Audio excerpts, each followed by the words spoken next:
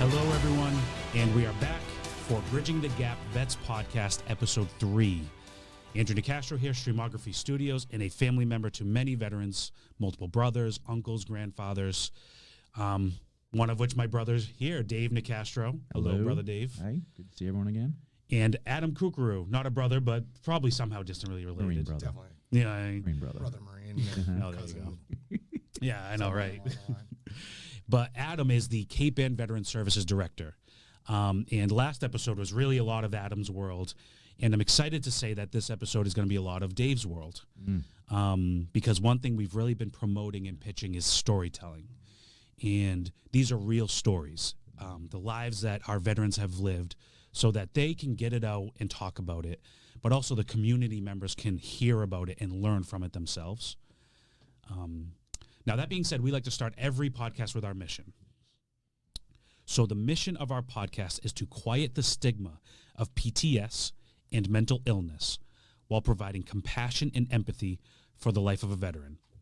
We accomplish this by gaining an understanding of the path these veterans, the family of veterans, and the surrounding community members walk through storytelling, education, and relationship building. Now, you're watching this on the 22nd of March, and there's a reason we chose the 22nd. It's a very significant number in the veteran world. 22 veterans commit suicide a day on average. And so our goal, along with our mission, is to bring that down, even just a smidge. That's a win. If we can bring that down a lot, then we're really accomplishing a lot of our goals. Now, today, we would like to start also with a story that Dave received, right, Dave? Yeah. Just like we did with Bulldog, the last episode, we want to read something from the former wife of a veteran. So this is from Jennifer O. And then when she watched episode 2, she said it was therapy for her. She really broke down. She broke down while Andrew was talking, because Andrew is again a family member of a veteran, so he doesn't have the same lingo and words that me and Adam have and that the veterans have. So even as he said DD-214, not a DD-214, that's what she thought it was initially until she had to use it for a wounded husband. So I'm going to tell this story. So this is Jennifer O. While a veteran is busy being deployed, the spouse and the family are at home. They're often wondering where in the world their vet is, what they're doing, and are they safe? Every time a news anchor reports of a military incident, you pray it's not your vet. I got the phone call that I dreaded, and he was hurt, and he was hurt bad. I wondered how war affected him, how his injury would change him. And before he even came home, I longed for the version of him that I even sent away. Life would never be the same, and it would be changed forever. In his mind, I was home safe, not being impacted by his deployment. His injuries progressed, and it was time for surgery at Walter Reed. The damage was more extensive than they ever imagined, and they're doing everything they could. How I watched him in excruciating pain during the first months of recovery, feeling helpless. I remember how eventually he asked me to stop coming to the appointments at the VA hospital. He didn't want me to see the amputees, the guys in physical therapy that were learning how to adapt to their injuries. He thought it was too depressing for me to see, but in hindsight, it depressed him. He never wanted to be one of those guys struggling at physical therapy and at the VA. How I mourn the loss of who he used to be, how his attempts to compartmentalize and save me from what he went through, it just made him more distant. How it diminished and devaluated what I endured and what I went through. I went through his deployment too. I was at war with him, and I had worry, fear, and I was feeling alone constantly. He dealt with his physical, mental, and emotional trauma all alone, which left me feeling like I had to do the same. If he had opened up and admitted he needed help, it would have been an opening for me, that I needed to admit I was scared and I had trauma of my own. But instead, this pulled us apart. It could have been something we shared and worked through together, but it wasn't that way. My message to vets is that no matter how hard you work to compartmentalize and protect your family from what you're going through, they are always affected and going through their own version of it as well. Please get help from someone who can help you process your experiences. This will create an environment where your family feels equally safe, and then they can admit that they need help too. Thank you, Jennifer O. She is divorced. Being part of that D club, the divorce club, is very hard, and I know how that's affected her. So thank you for sharing this. You were very vulnerable and open. You've told me that the last episode and these episodes have been therapy for her. So thank you for sharing this, Jennifer. Yeah, and as a family member of a veteran, I'm learning this. I'm learning through this experience myself, as far as what my brother's gone through, what my other brother's gone through, and there really is a lot of therapy here for the family members and the community members, which we've talked about this, how my military ignorance can be considered a beautiful thing, because I'm relating to a lot of people. Yeah. So Jennifer, thank you so much for writing in. I want to honor that as well. And Adam, do you see that a lot as far as family members almost needing their own form of connection and therapy through this process? Yeah. So first of all, I'd like to, thank you, Jennifer, for your service as well. I think that is something we often overlook, is remembering the service that our spouses and our children and mothers, fathers, family members all go through. And I'm sure you can relate to that, to some experience of what it's like to have a family member deployed. Certainly it's much heavier on Jennifer as the spouse to really be carrying that full weight of the pack at home. But, to some degree, I'm sure you can understand that as a family member. And, I don't think we take, as the veteran, it takes more for us to understand that. I think dealing with our own traumas, I think we kind of overlook the burden we've kind of placed on our spouses. Yeah, absolutely. There's so much there, and recognizing its significance and importance to the healing process, not only for us, but for them, and understanding what they've gone through and what they've witnessed. And,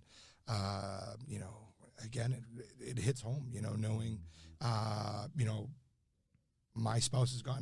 wife's gotten a similar phone call, from the Marine Corps when I was injured in Afghanistan, and what that must have been like for her. And, just trying to put myself in their shoes of just day in and day. I can't do it. I can't do it. So that's right. I can't imagine what she's gone through, what my wife's gone through, what my kids have gone through. That's right. And all I can say is thank you, guys. Yeah. Thank you for being there for us. Sometimes it doesn't work out, and you kind of mentioned the D Club.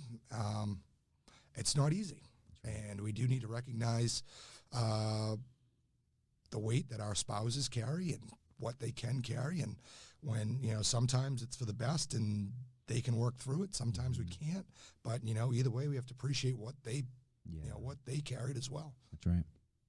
And as we're moving through today's podcast, I want to throw out a few calls to action. We always do this as we go along as well. First and foremost, if you would like to connect with us, we have an email. And so that email is bridgingthegapvetspodcast@gmail.com. For those of you watching this versus listening on Spotify, there is a QR code on your screen. So if you just open your camera app and just hover it over the QR code, it'll pre-populate an email that will go right to us.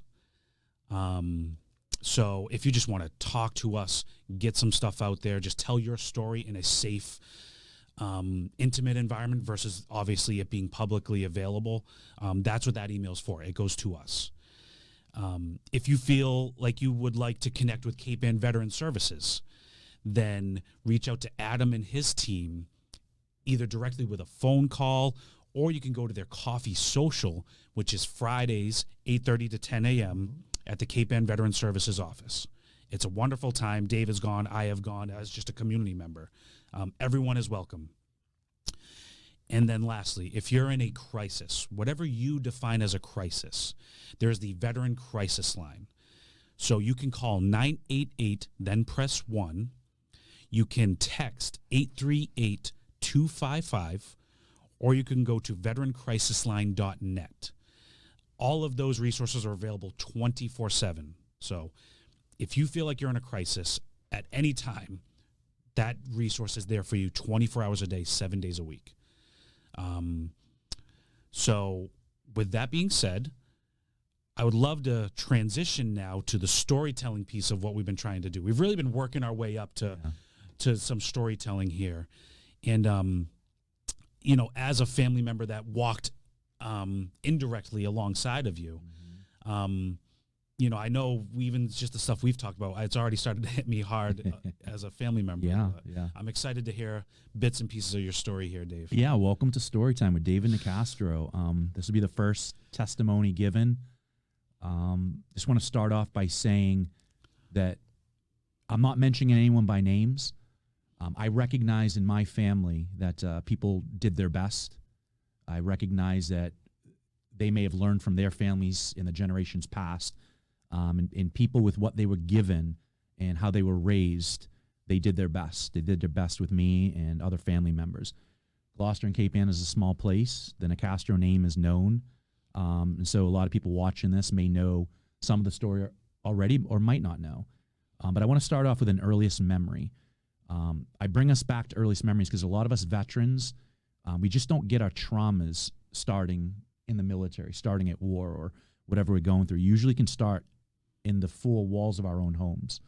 My earliest memory was at 4 years old. And the reason I bring that up is because when you're looking at someone who is supposed to keep you safe, someone that's going to love you, but your first memory is fear, that's a really hard thing to do. And that's where I started building that armor on the inside. And for some of us, we can remember 3, 4, 5 years old because that's when we start to understand language. We're looking at someone, we can hear and understand the words coming out of their mouth. So for me, it did. In my life, it started off really young, and at 4 years old. And then again, as I'm growing, as I'm kind of moving through life, that ADHD guy, that very busy mind.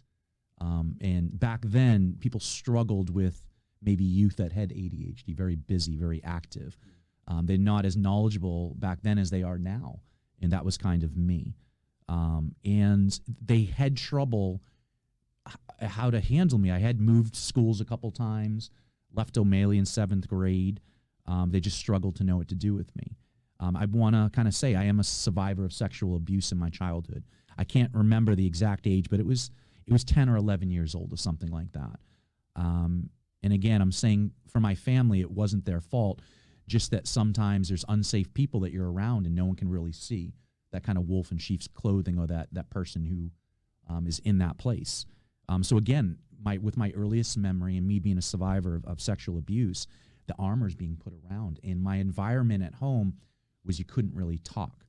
Again, it was a very tough male environment where you didn't share anything, stop crying, don't say anything, don't show emotion here. So you don't feel safe to share anything. And that's kind of how I grew up. And I was physically beat in the home too. You know, when fists go to your skull, when fists get hit into a head, that's a really hard thing. And it's more armor being put around and more armor being built. So kind of wanted to get you guys involved in the conversation. These are already multiple cuts being put on my moral heart, my moral injury, even before I get into the military. Yeah. So I was being beat up in different ways before I even got into the Marines. Yeah. And I can speak to, and I'm probably the sensitive, brother out of the Nicastro bunch. Yeah. But even still, I struggle with communication. Absolutely struggle with it. Talking about language, I just don't know how. I just don't know how to communicate. And I've done a lot of work, so I'm better today than I was. Yes, you are. Many years ago. But so that place of not knowing how to communicate is tough. It's hard. And again, even being the sensitive one, not knowing how to communicate, I just left all that, whatever I was feeling, built up inside without a way to get it all out. Yeah. So, and I feel like in Gloucester, that's actually pretty common, right? The fisherman mentality, you're strong and, you kind of go on with your day and just keep pumping forward. Mm-hmm. But, and sometimes you have to do that, but also getting it out helps the cause as well. Yeah, I think we've come a long way. Where we are now versus where the generations were before us. And this is not to blame them for anything. Again, you kind of talked about it, the fisherman class, the war class before us, all these different generations. The American dream has been this idea of pull yourself up by your bootstraps and really just keep plugging along and make things happen. And that's not a bad mentality to live by. But as we learn, the generations before us, again, when we talk about veterans, there was this kind of understanding, if you didn't have a physical wound, you were good. Like, you could move on. The one thing our generation has really provided value to is recognizing what mental health does overall, what it causes to our physical health long term, the detriment to our long term health and our success, passing on those legacies to the next generation. When you have these learned traits, typically you follow the traits that were learned as a child, and how do we stop that? And you kind of bring something up like, oh, I'm the sensitive one. No, we all recognize this. If anything, you're just better prepared to recognize where we may have built this macho bravado that Dave and I are trying to break down a little bit from the Marine Corps, and you're kind of a step ahead of us in recognizing this. That's good. And where we move on, moving forward, how do we recognize not only the good that previous generations brought in, but where can we do better than what we had?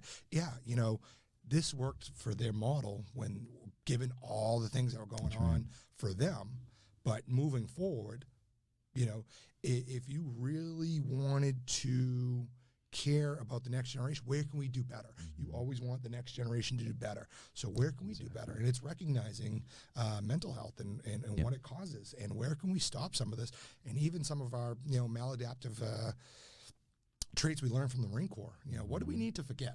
What do we need to drop? Right. Yeah, it's just learning from history, right? And as you can see, my history is being painted a certain way, just a product of abuse already.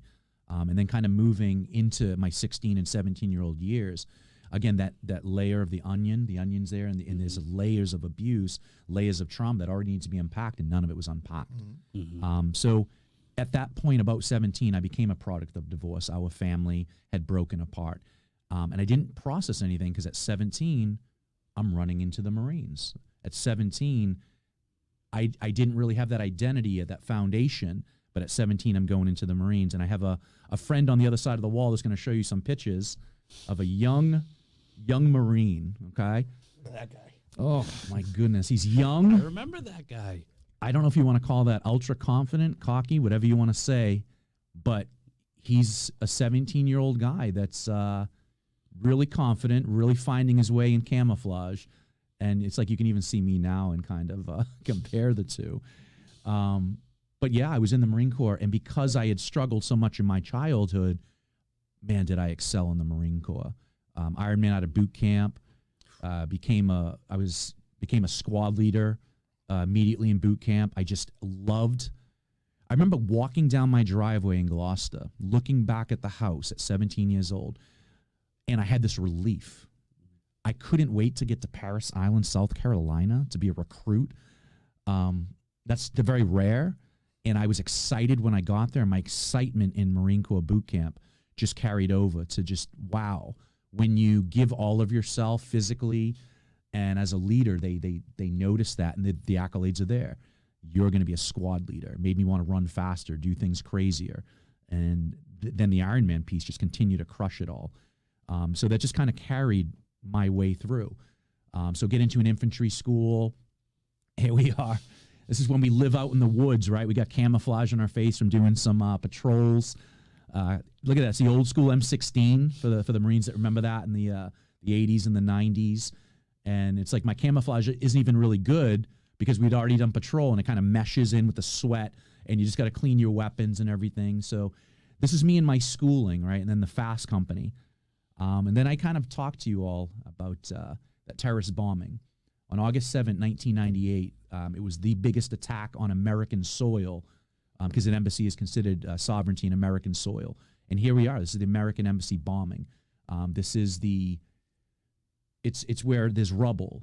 There's people from all over the world coming in because remember, instantly a car bomb had exploded on the embassy, and the embassy was able to withstand the structural explosion, but the bank behind it did not. So this is a Kenyan-owned bank you're looking at, and instantly there were many hundreds trapped under the rubble, and 4,000 were instantly injured.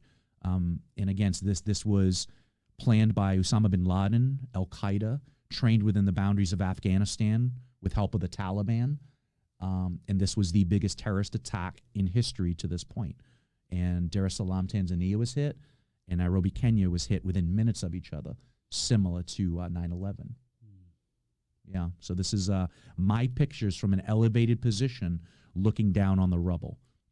This next picture is now getting a little bit closer through the concertina wire we had to put up because we have to separate sovereign soil. We have to separate the embassy from the bank so the investigation can now be conducted by diplomatic forces, FBI, and whoever to find out more about this.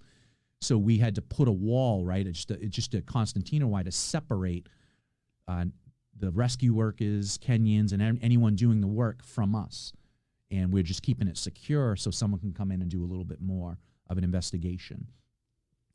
Within the embassy itself, you can see underneath a couple of the cars that had been exploded or hit by the bomb, a couple of rooms and hallways. We had to go room to room. We had to go and search every single room within the embassy. There's top secret material. We're looking for bodies and looking for people. And as you can see, there is blood on the walls. There is people who were moving through, attempting to get out safe. Just different pitches. And I've looked at these many times. It's still just so unbelievable to look that if you can imagine yourself in their shoes when this was happening. An explosion, the walls get blown, the windows get blown out. It's just this auditory exclusion of you can't quite hear, and this numbing in your ears, and kind of concussion of I don't really know what's going on because your brain has been hit by it, and you're just kind of walking like a zombie through everything trying to find safety. This is what this bombing was to a lot of people that have given testimony. And as a Marine, we just flip a switch, get the mission, separate the scene, go room to room, and let's start finding things, And myself and my buddy Ricky Vela, we went from room to room, from top to bottom. The bottom of the embassy was complete diesel fuel up to your ankles because the generator had been hit and the generator leaked down into the bottom. And we found all that diesel fuel. So now you're looking at the possible, it could go up in flames. So we found it. We had gas masks on, pitch dark, and going down there with lights. And we're like, wow, the bottom of the embassy is completely filled with diesel fuel. And then as you work your way up, you're finding, blood and just pieces and stuff. And this is kind of after that 70-day mark when they finally completed and you guys saw the rubble. This is now a complete clearing in the middle of the scene. There is no more rubble. There are no more bodies. It took 70 days to completely clear the scene. And I'm a Marine standing there in the middle of it.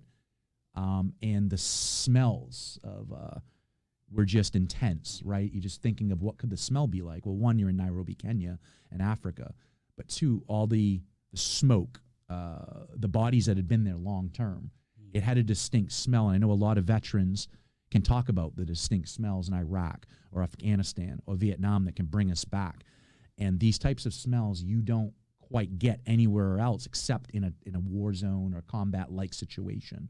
And I know Adam knows that when in Afghanistan, that place had a distinct smell,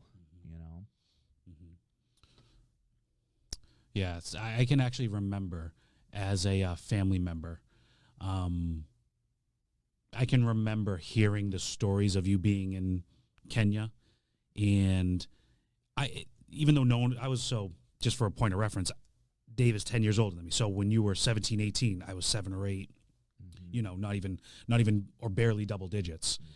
So I could just remember family members or just trying to let me know what's going on without giving me too much information. But you can just feel and hear in their voices the trembling.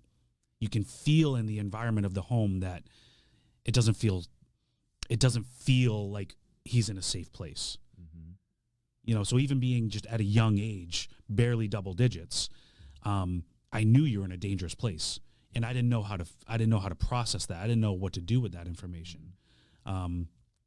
Like when you said you were walking down the driveway, excited about leaving, as your family members, we were terrified. We were scared. Yeah, honestly. There were a lot of tears that day. I remember that. There was a lot of crying. I remember the last day when the recruiter comes in his dress blues to take you away from your family. And there was crying. There was even tears on my side because I was missing what I knew. Even though I told you there was trauma in my childhood, it's all we know, and it wasn't all bad. It was good too. But I remember once I got outside of that home, the relief I felt, and I was just excited for the new adventure, the new journey. Yeah. I mean, Adam must have a similar story of like, wow, we're going into this, the Marines. Yeah, I think, again, both my grandfathers were military. One was Navy, one was a Marine. I had every, ounce of desire to follow in their footsteps. So I think going to Parris Island for me was kind of like I'm finally doing it. I'm finally on that journey that I've been waiting for. So, yeah, I can definitely relate to some of the fears, definitely the fears that exist. You're going in the military. And, again, I think when you went in probably peacetime. 1996, didn't happen. Yep. Didn't last very long, but it Right. was peacetime when you went in. Right. Versus when I went in, Iraq and Afghanistan were already on. But there is a certain fear of joining the military that exists, regardless of whether it's peacetime or wartime. You are committed to this for the next 4 years at minimum, and you're going to some unknown adventure. Whether you're looking forward to it or not, it is still scary. It's an interesting point. Yeah, like when I went in, there wasn't a war occurring. Again, I was an anti-terrorism Marine, went through the training, didn't quite understand what that meant. But like Adam said, there was a war going on when he went in. A lot of you veterans understand that there's the possibility I'm going to either of those war zones or something else. I didn't have that. So as I was going in, it's not like, oh, I'm going to Iraq or Afghanistan. No, it's a step at a time. I'm going to Parris Island, South Carolina for boot camp. Then after that, I'm going to this for my infantry training. Oh, then I just got invited to security force to guard nuclear weapons. Oh, I just got plucked from that school to go to an anti-terrorism unit. So for me, that wasn't an exact war. This one, when I graduated the anti-terrorism unit, we were being deployed to Manama, Bahrain, which is an island off of Saudi Arabia. We would be stationed there for approximately 6 to 7 months, responsible for 15 countries. Within 2 days, that was Nairobi, Kenya. It completely cacked off within 2 days. So from Manama, Bahrain, within hours, we're in Nairobi, Kenya. It's so surreal, right? In the military, you can go on deployment. Something can happen, right? So I'm in the Middle East. It's as bright as you could believe. It's warm. The buildings are always light. I'm just always like this with my eyes. And I get on a plane, and I get to Nairobi, Kenya at nighttime. It's like a time machine. And I remember getting off. We do 360-degree security. Our weapons are pointed outboard. We get on a vehicle. Now we got to drive the 35 minutes to Nairobi, Kenya. I look to my left while on the bus, which is completely wide open, and there's a giraffe running alongside our bus. Wow. Tell me that isn't surreal. I've never ran with a giraffe, so and this thing is following the bus. I'm like, yeah, we're in Nairobi, Kenya. Wow. Is that amazing? And there's a lot of that. Like there were monkeys that I saw and just all these animals. And then the poor. I've never seen such poor in my life with a third world country like Africa. Africa is the most poor I'd ever experienced, and I've been to 20-plus countries in this world. But I also want to express right after Nairobi, Kenya was a different type of combat or zone. So, Cam's going to put up a couple pictures of the Balkans. And kind of right after... And give it one click. Africa. And I've got a clicker, and so they're making me in charge. So when I tell you Cam, I guess I mean me. And I have to push a button while talking.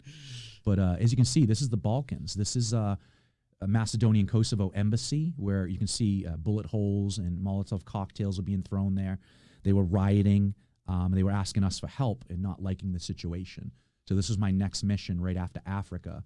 American embassy, as you can see. And I had to block out some faces and stuff because you can't know who these guys are because they haven't given me permission. But also, you're not supposed to. But that's me. Again, a young kid, all decked out in my gear.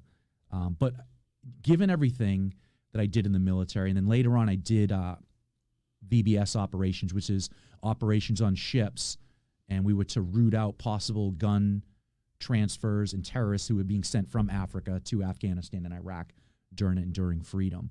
It wasn't all bad. Again, I went to 20-plus countries. I've been to Europe, Asia, and here's me in Japan. That's pretty cool with the geisha women, and look how beautiful the colors. Japan was a positive trip. It was a beautiful trip. Again, I'm just taking pictures everywhere I go to kind of, and it wasn't a picture on the phones we have nowadays. It was an actual camera where I had to push a button, and then I had to go to double exposure here in gonna say. Gloucester or anywhere to get its. I picture those Kodak. Yeah, cameras. this is how we did it back in the day, young generation. This is Neuschwanstein Castle in Germany, whereas Walt Disney went there and said, I want my castle to look like that. So again, this was that castle. This is kind of mirrored after the Walt Disney castle, and this is in Germany. Just a beautiful castle. It was just amazing. The other countries we can see, while in the military. If anyone who's been to Italy knows what the Colosseum looks like on the inside. Here I am in Rome. I lived in Italy for just over a year.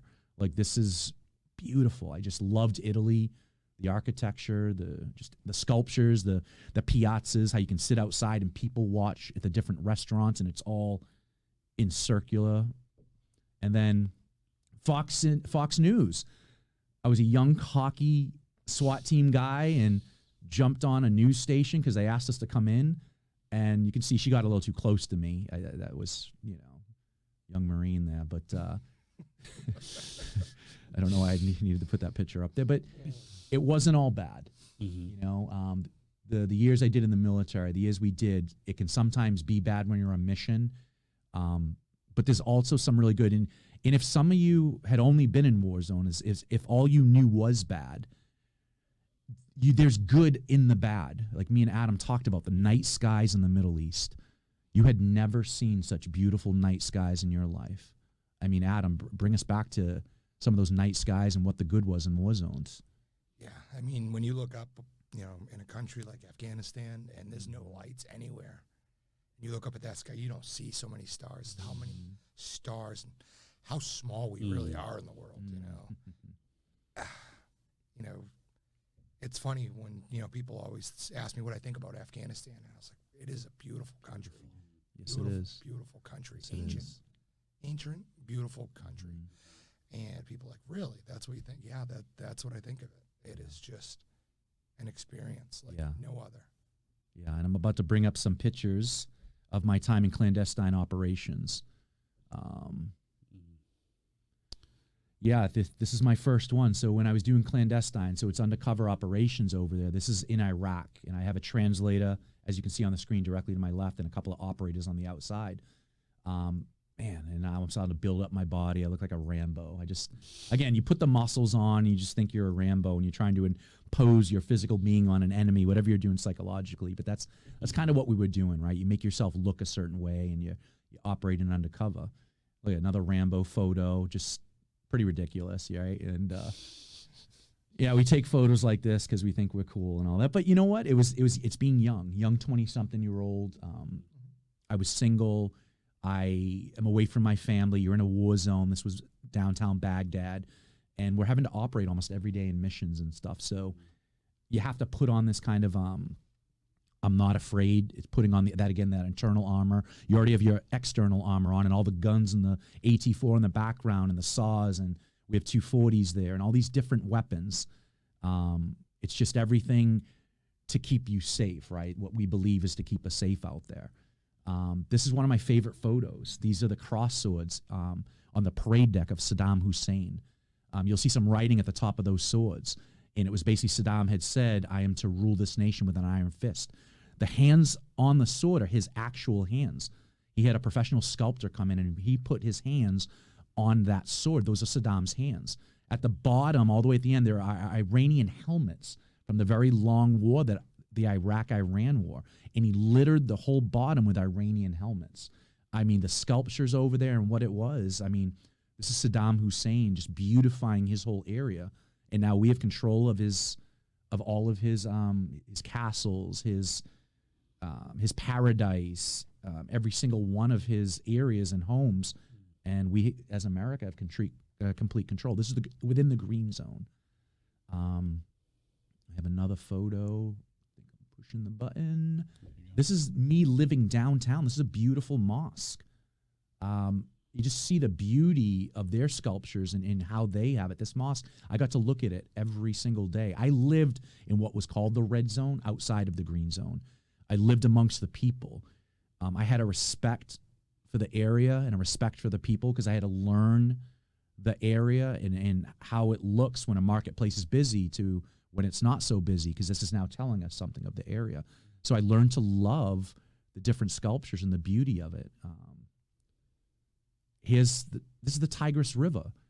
I mean, within a desert, within the Middle East, there's greenery, there's water, there's the Euphrates, the Tigris, the Diyala. There's some beauty in the Middle East, like Adam said. This is downtown Baghdad, and how do people view it?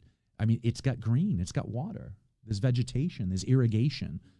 Again, in the wrong hands, it can completely tear apart a people, because with Saddam Hussein, he was very rich, his people were very rich, everyone else was very poor. And that's usually what it is in the Middle East with Taliban and Saddam Hussein. So now this is where I live. This was my home. I'm on the top of a building taking a picture. These are homes in front of me of regular Iraqis, to the right, to the left, and off to the distance. This is not the green zone. I lived in the red zone for a long period of time. What that did was, I was hyper vigilant. I always knew what was around me. From street to street, you could hear fighting occurring. The green zone was not that far away from me, maybe 10 minutes away. But I had a natural respect for what was outside of the green zone.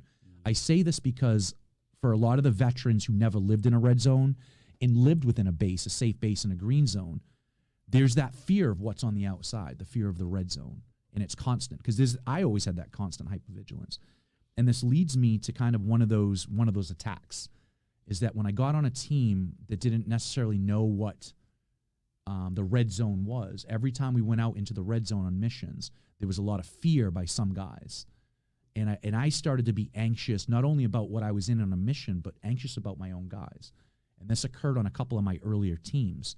And I think me and Adam know that sometimes there can be war crimes that are committed overseas. It's something we see. It's something we know. I definitely seen it when a couple of my guys kind of lost their mind and started hating the color of a skin. They started to hate even kids with that color of the skin. They started to hate the women, the men. And when you go out and operate with them, I had a natural respect for it because I lived in it. I'm watching people commit war crimes, and that was really hard. I started having guilt, survivor's guilt, of watching innocent people pass away.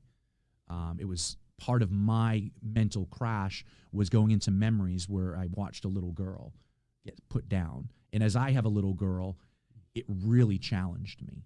And that little girl being cradled by her dad, and then we take off from the mission, was one of the hardest things I ever had to go through in therapy. And having to take that guilt out, right? I had that shame. I had that guilt. I'm less of an operator. I just watched this occur. It just rips at your heart when you see, when people pass away at war, like military members, that's hard enough. But it's something where we understand they consummated this ultimate sacrifice. They shed that blood and they died for their country, for their comrades to the right and left. But the innocent people, there's no rules at war. So when innocent people die and they pass away, that's something that's really hard to stomach. And that was really hard to stomach for me. And it was like, as time went on and I didn't process it, it was like my insides and my soul and everything was just melting away and dying. Even as someone in the community or even just as a family member, I just could not fathom what that feels like or what you've gone through. So my heart, and even as you say it, my heart goes out to that family. Yeah. You know, so. Yeah, I think there's a lot there, right? When you look at it, you know, when you and I had talked about it a little bit, when it comes to the service member kind of working through losing service members while in the service, there's no time. That's right.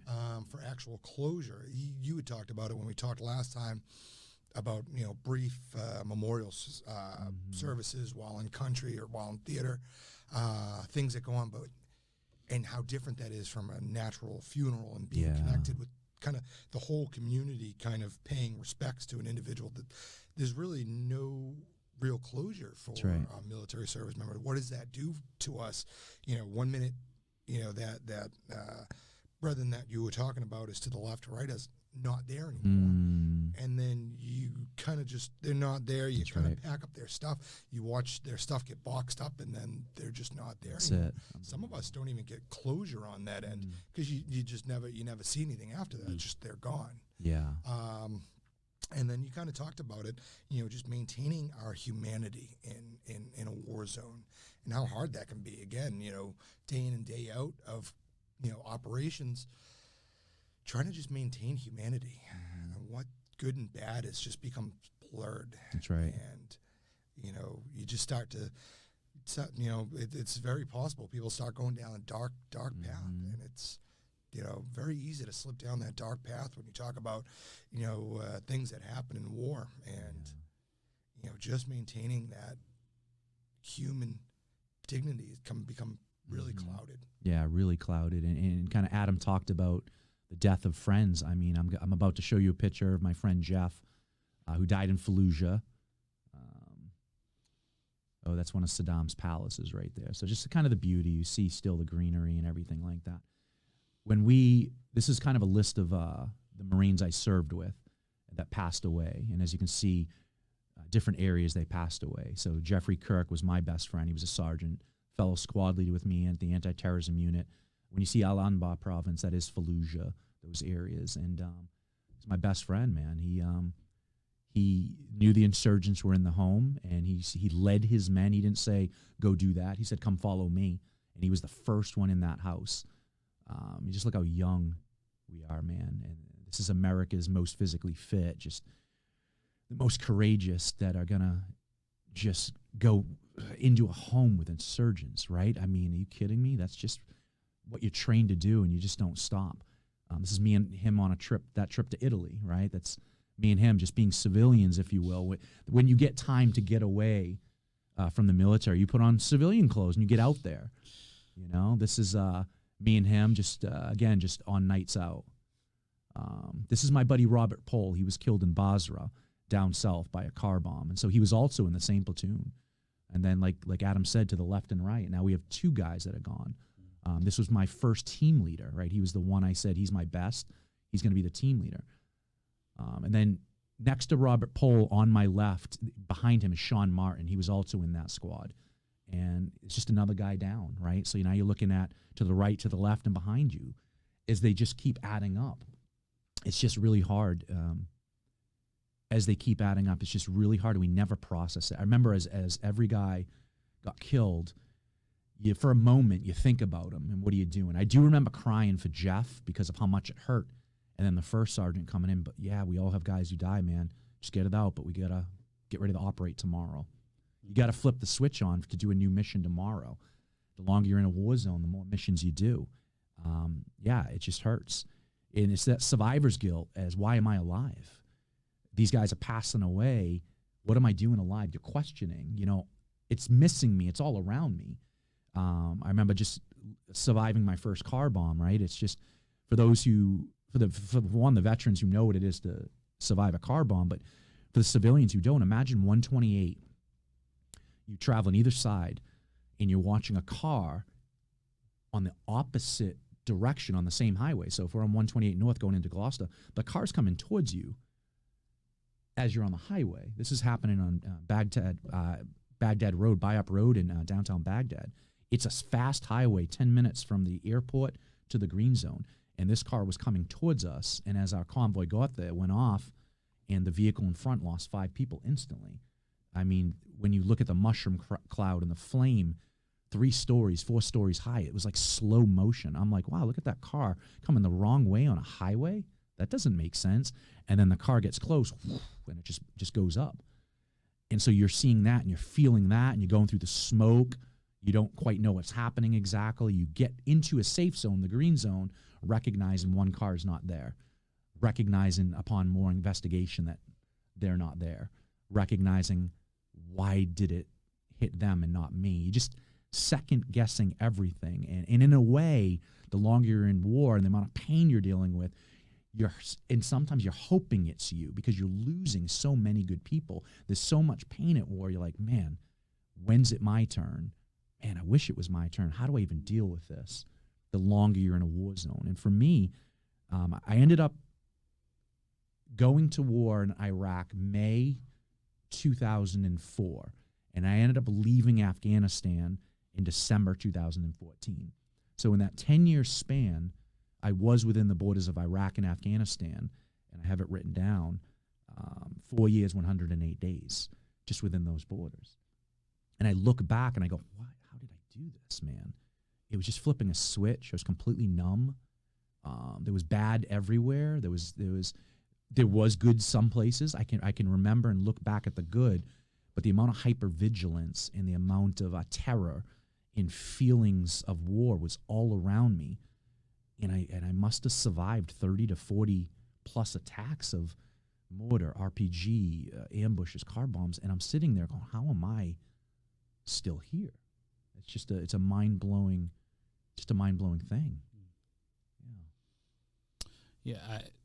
So I want to honor your experiences, Dave, because I haven't, I've been told bits and pieces of it all, but have never actually gotten a timeline version of the story, really. Mental health is not my expertise, but I just thank you so much for telling your story and for allowing us to hear these bits and pieces of your story. Now, what I want to go to as far as bridging the gap. Yeah.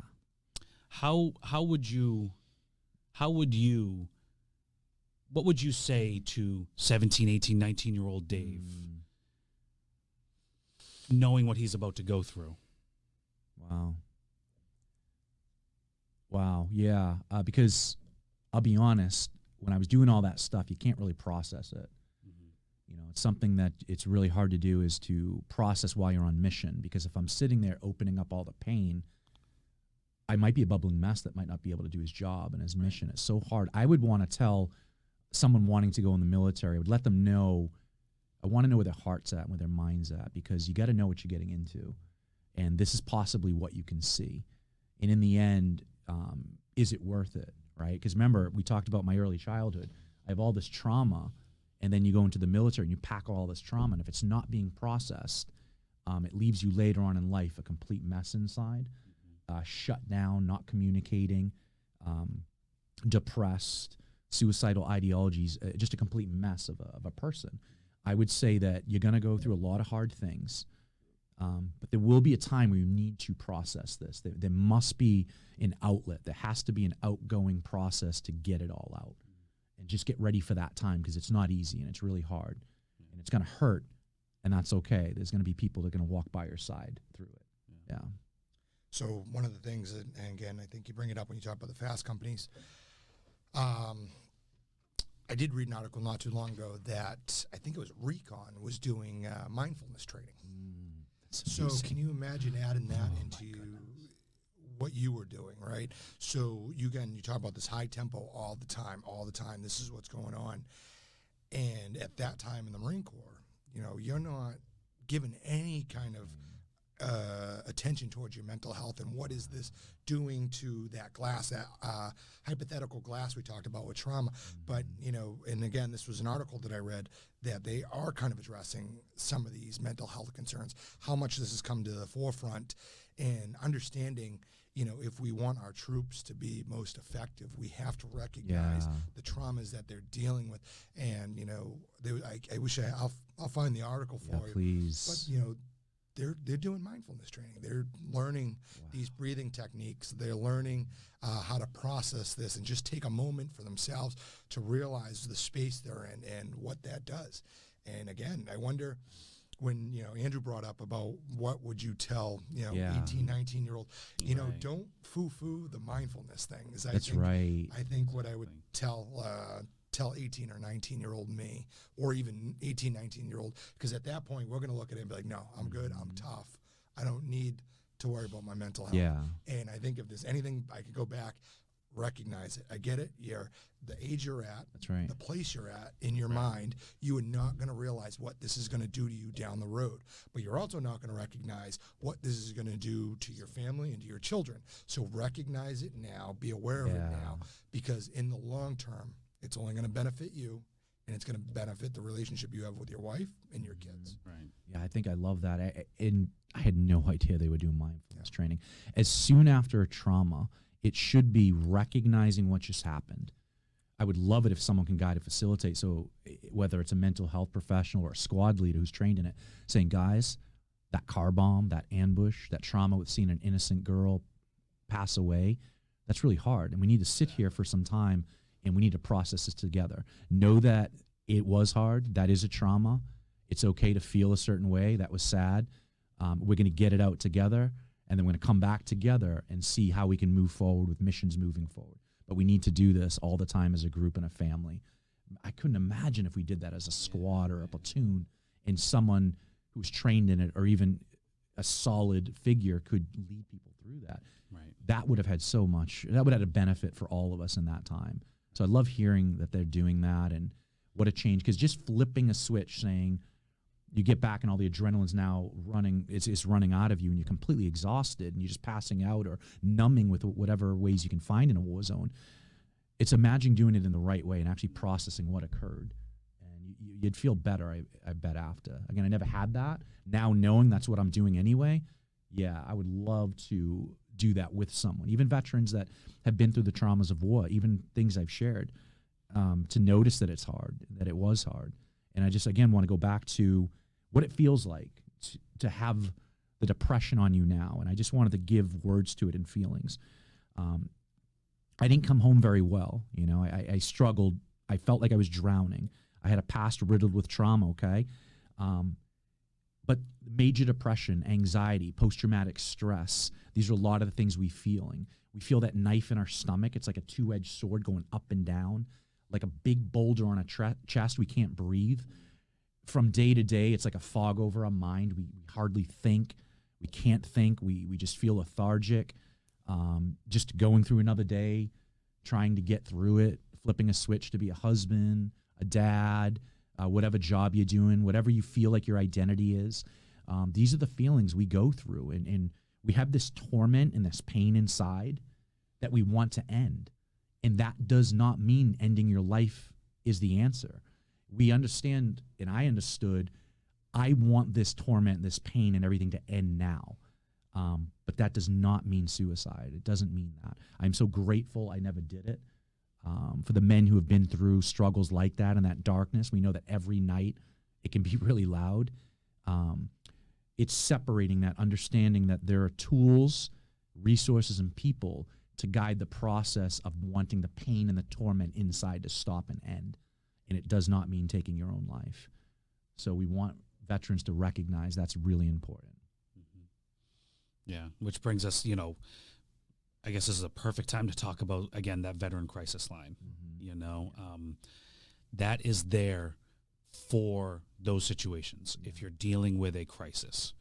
And I love how, Adam, you educated us on, it used to be called Veteran Suicide Line, but they changed it to Veteran Crisis Line because it goes beyond, it felt like if they were trying to address suicide alone, they were almost too late. They had to get ahead of it with crisis. Am I hitting that right? Yeah, that really kind of sums it up. Again, you know, when you hear veterans suicide, well, I'm not suicidal. I'm not there yet. Or, you know, what have you. When you open up to crisis, it opens it up for anything. How are you feeling? And it's kind of recognizing that everybody's on a unique path, right? So when you take crisis, it's everything on that line. So it's whatever's bothering you at that time. One of the things we have to recognize is that every story is unique. Yeah. You know, so when you hear, you know, as a veteran, when you hear Dave's story, and you know, one of the problems we have is humans is we compare ourselves to others. So you know, if this is all the stuff that Dave went through, my experience isn't as bad. That's right. So I should stop worrying about what is happening to me because Dave's experience is so much worse. Glad you And we brought have that up. such a bad habit of that as humans to really kind of compare ourselves, and we just really need to take a moment to recognize that all our experience is all unique. So your trauma is your trauma. It's not in comparison to anybody else's. It's your experience, and you need to recognize it how you see fit and not compare it to somebody else's. If it's bothering you, it's bothering you. That's right. And all these tools and methods are out there to help you with it, and use them. And you know, don't see Dave's experience as, you know, the foundation. If I don't meet that threshold, that I shouldn't need help. No, it's your experience. That's right. And Dave's just here sharing that story, so it connects and helps, and serves a purpose to help other veterans, and there's a purpose in healing yourself, but it not as a comparison tool. That's We're right. all very unique. That's right. It's independent of my story. Every story is different. You may feel one of those symptoms, and that still means there's work to be done. It doesn't have to mean you've been in any attacks. Some people that were veterans who stayed stateside have survivor's guilt because they didn't do enough, they feel in their heart. They didn't go to war, and men came back either amputees or with injuries, or they've passed away. I've heard that in the Welcome Home Initiative. Guys are suicidal because they didn't do their part at war. And I was just blown away, and I go, man, you did your part. Your story is not my story. Adam brought up to have a purpose, and I've heard him say it multiple times. Veterans, we need a purpose. We need that hope. We had that purpose in the military. We had that purpose in certain parts of our life. What is your purpose? You know, we want to get you back to the part where you're not feeling the internal struggle so deeply and intensely, but move you to a point where, okay, I have purpose. I'm doing well as a dad again. I'm seeing my children in a whole new light. I'm taking a deep breath, and I'm able to go to counseling, or I'm connecting with my wife. Like, these are all really good things, and it's moving you back to that place of I have purpose. We struggled. We struggled coming back into the civilian world. We were mission-minded men and women. We were in the military. We had this identity, and we struggled to come home and implement and connect into a regular job, into being a full-time dad and husband, and know that that comes with physical effects too. If we're struggling mentally sometimes, it now comes and it's affecting us physically. For me, I was able to go to home base in Boston for 7 months. Like it's one of the best places, I think, in the country for mental health. And they accepted me in. I did 7 months of awesome therapy there. In the end, for me, my purpose and hope was in a spiritual freedom. You know, for me, it was finding God, or God finding me. So for a lot of veterans, and I know that Narcotics Anonymous, AA, it's that higher power gives them a lot of the purpose. For me, it was a higher power. For me, it was saying the name of Jesus Christ, and him saying, I've got you. So take that off of you, that ruck, and put it on me. And that's ultimately, in the end, what kind of worked for me. And I'm facilitating groups of men right now. I'm guiding groups and addiction groups. And my purpose is, I've been through hell, a type of hell, from childhood to this point. I have been divorced myself. Not only did I get it in the childhood, my marriage didn't work out. I can't see my kids all the time. Being part of the D Club, that divorce club, is a really hard club to be a part of when you thought things forever just kind of melted and became sand, and it's not forever. But right now, I'm a better version of a father than I've ever been, and it's because of the new change in me, and everyone can do it. They can do it. It's hard work, but they can do it. And this is my story. This is what worked for me, and I'm the best version of myself I've ever been, and I love that I'm the best father that I've ever been, and I love my children, I love my family, and I love where I'm at. I don't regret anything that's happened because it brought me to this point where I can help veterans. The purpose of cleaning my life up, bettering my life, to be able to speak to veterans, give language for the emotions we have, and say, I want to help. I want to be there. Come talk to us, and let's guide the process. You're amazing, man. You're amazing. Brother. And to build off of Adam's point, so there's no comparison here. We all have our own story. And what you built, Dave, was a beautiful template on how to tell a story. So, you know, again, I'll hit the call to action about reaching out to us and emailing us. If you would like to email us and connect with us so that you could learn how to tell your story, we would love to help you. Dave would love to help you. That's become part of his purpose, is helping veterans to tell their story and finding that language and having a format. Because that's what that was. That was a format from beginning to your current purpose, which is a beautiful, beautiful thing. So please email us at bridgingthegapvetspodcast@gmail.com. And that goes to the three of us. And just connect and say, hey, I would love to be able to tell my story to you three, even if it's just us alone, or even just Dave alone. That's a great start. If you feel compelled to go to the Veterans Coffee Social, 8:30 to 10 a.m. every Friday at the Cape Ann Veteran Services office in Gloucester. That's where Adam is, and that's where Adam's team is, and a lot of amazing individuals are there. Or you can reach out to Cape Ann Veteran Services directly if you'd like to talk to Adam or his team.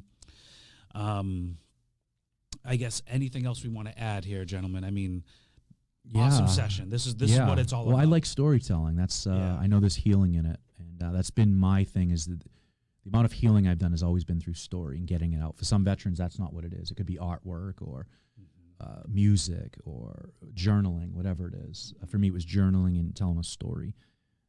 So, yeah, I mean, Adam, what do you think? Yeah, I just want to thank you for sharing your story, because sometimes it's never easy to share it.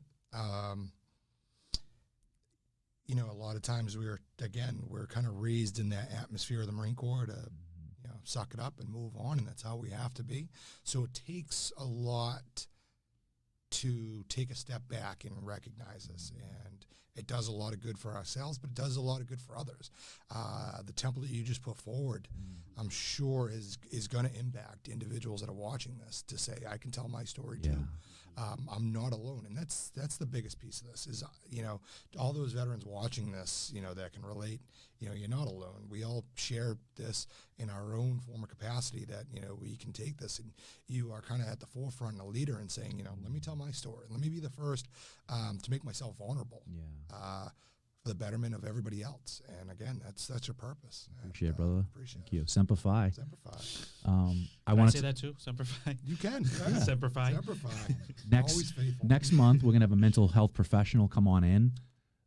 I just think after this podcast, once someone tells a story, we're gonna have someone come in and talk about mental health and actually connect the dots. And I know that is not just for veterans; that's for everyone in this time who is feeling a certain way, who needs resources. This person is gonna be able to talk about it, answer questions, and provide more resources for family members and veterans.